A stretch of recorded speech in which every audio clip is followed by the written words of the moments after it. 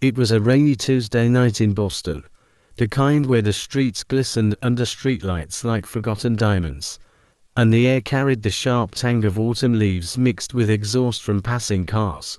Daniel Archer, a 35-year-old mechanic whose life was defined by the rhythm of wrenches and engines, sat in the corner booth of Wong's Noodle House, a small, unassuming spot tucked between a laundromat and a pawn shop on a side street in the North End. His 6-year-old daughter, Lily, fidgeted beside him, her tiny fingers tracing foggy hearts on the window as rain pattered against the glass. "Daddy, can I have extra dumplings this time?" she asked, her voice a melody of pure childhood hope, her bright eyes reflecting the neon sign outside that flickered open in red and blue. Daniel smiled, the kind of tired but genuine smile that came from a man who had learned to find joy in small things. He ruffled her curly brown hair, still damp from the dash through the rain. "Sure, kiddo. But eat your noodles first, okay? They're getting cold." He had promised her this treat after a long day at Archer Auto Repair, his garage where the smell of oil and metal was as familiar as breathing. Life hadn't been kind since Lily's mother walked out 3 years ago, leaving a note that said she wasn't ready for this.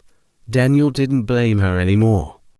He just focused on being both parents, working double shifts to pay the rent on their modest 2-bedroom apartment, making sure Lily had new shoes when she outgrew the old ones, and tucking her in every night with stories of adventures he wished he could give her in real life. Across the room, the door chimed softly as Victoria Sterling entered, shaking off the rain from her tailored black coat that probably cost more than Daniel made in a month.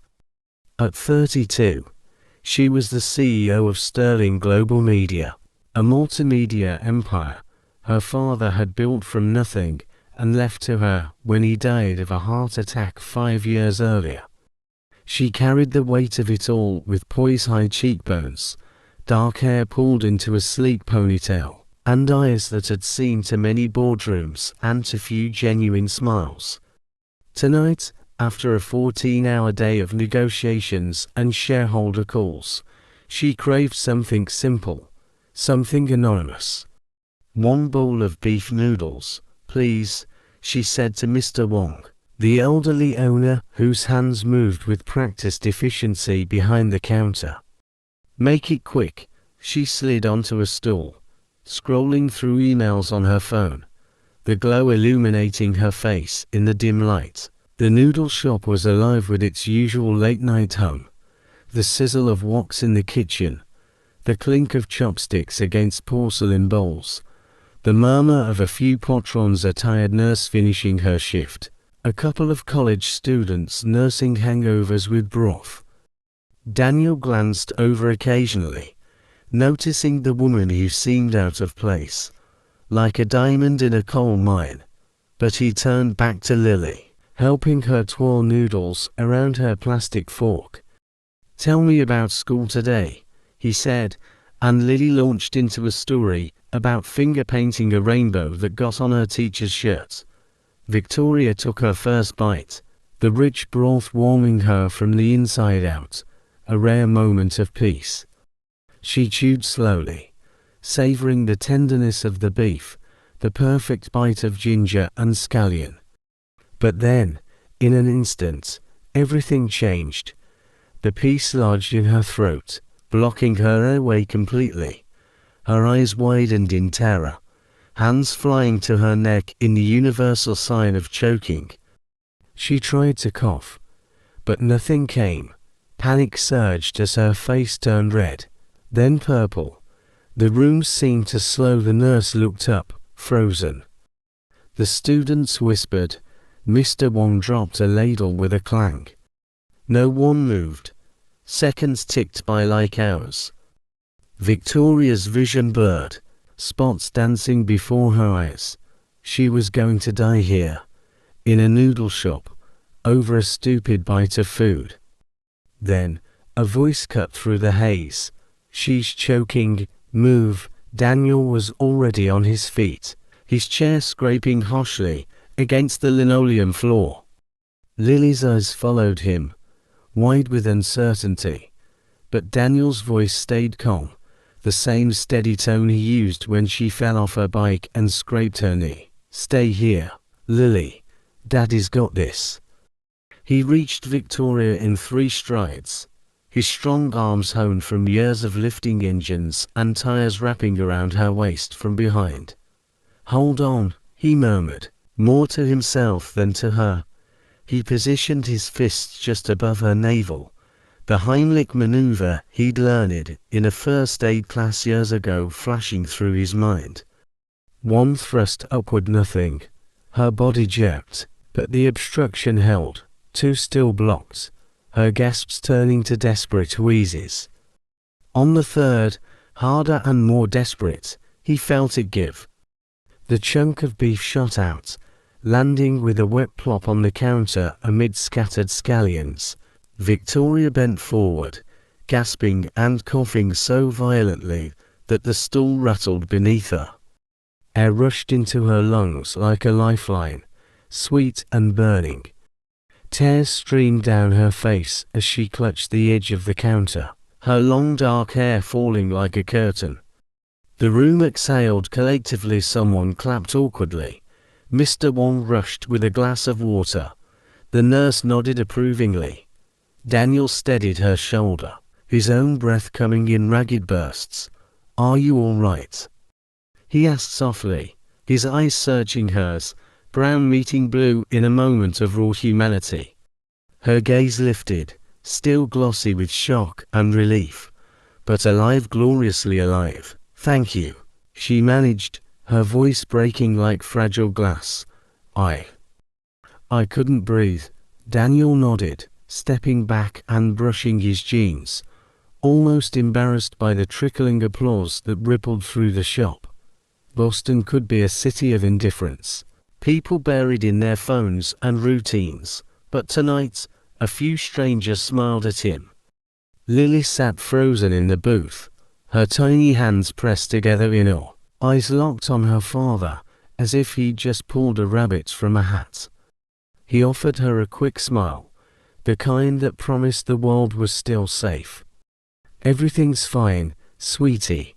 Then he returned to his seat, his pulse still racing like an over-revved motor, unaware that saving a stranger in this steamy noodle house was only the beginning.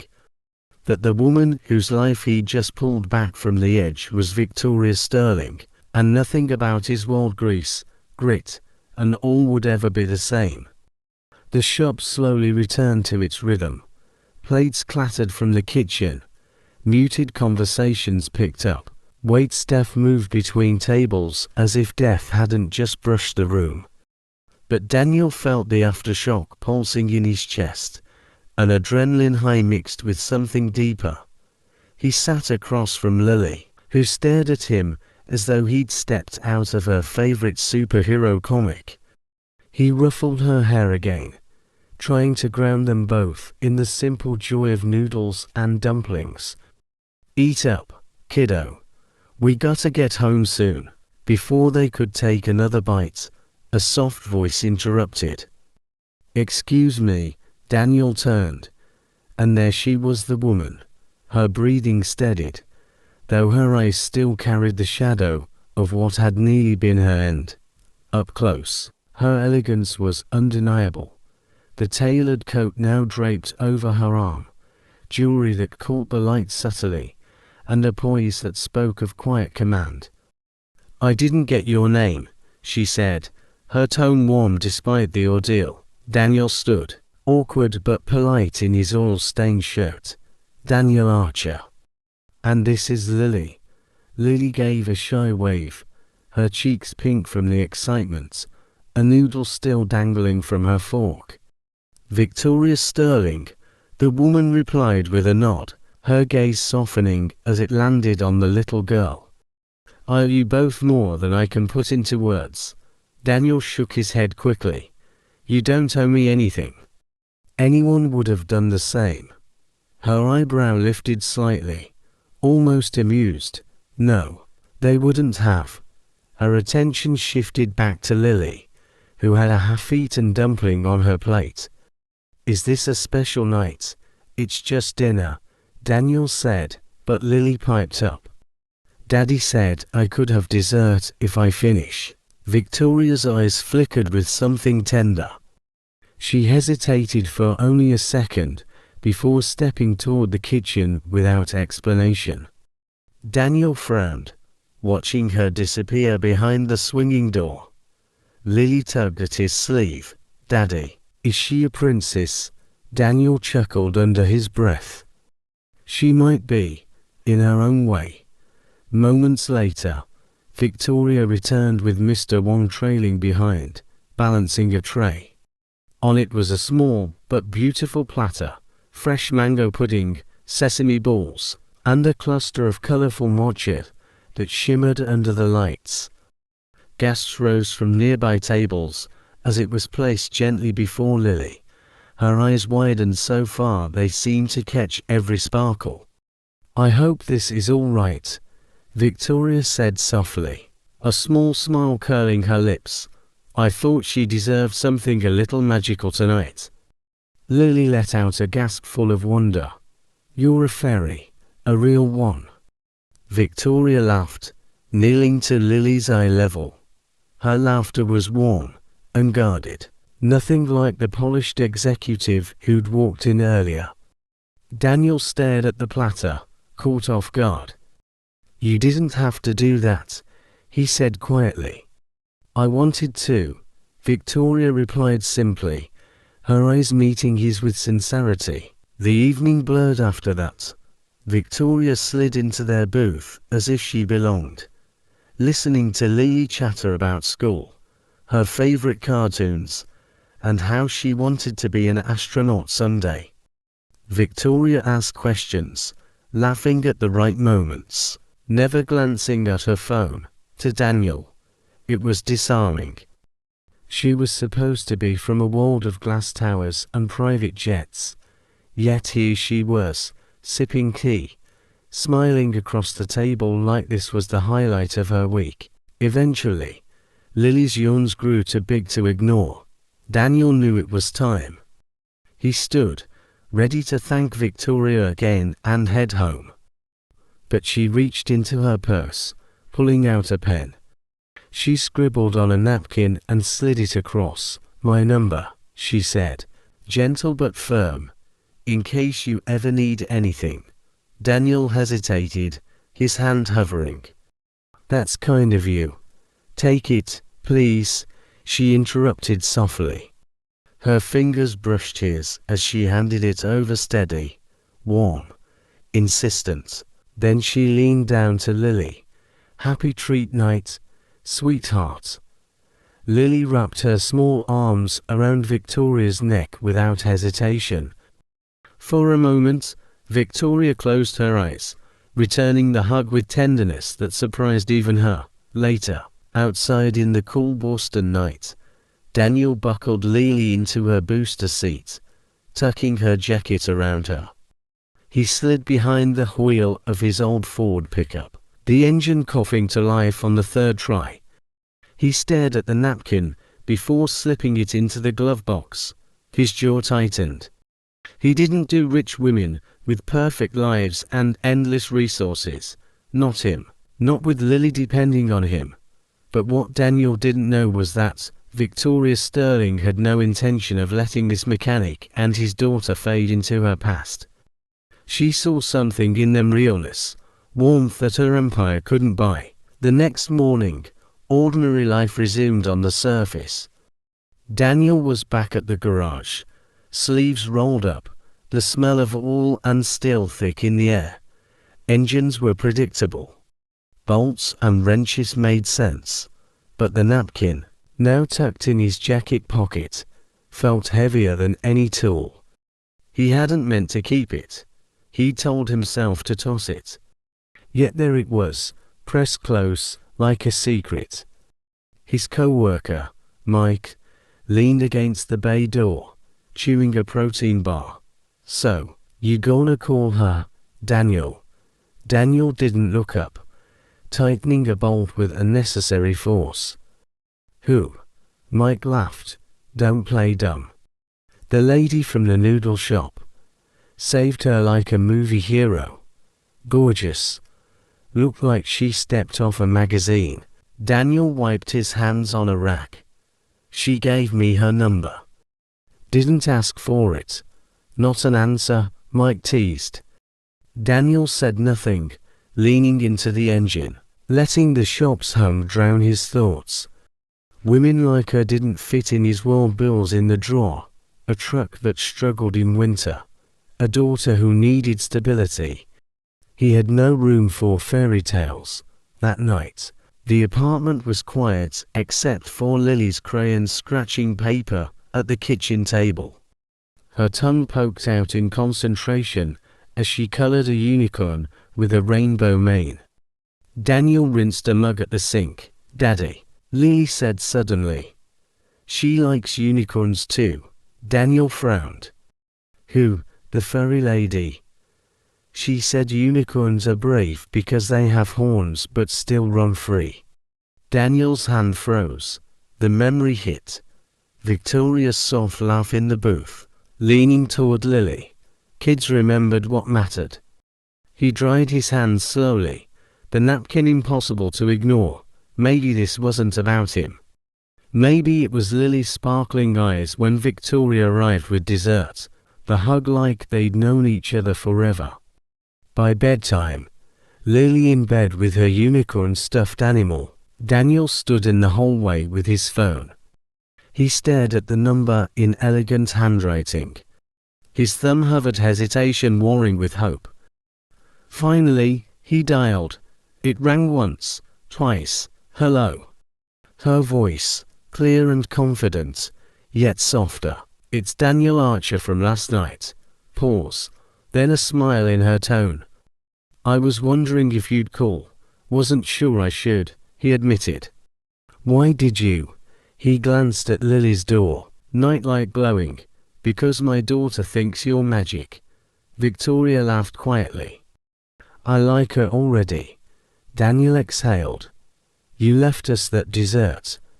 Maybe you'd like to join us for breakfast sometime. One pause. Tomorrow. There's a diner near the garage. Tomorrow, he agreed. When he hung up, the napkin lay on the counter, no longer hidden.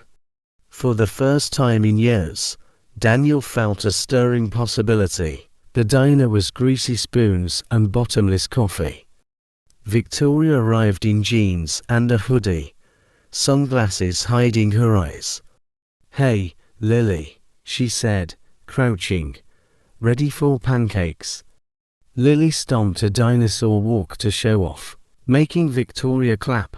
Daniel smiled, caught off guard by how easily she fit. They moved through days. A park picnic. Lily feeding ducks.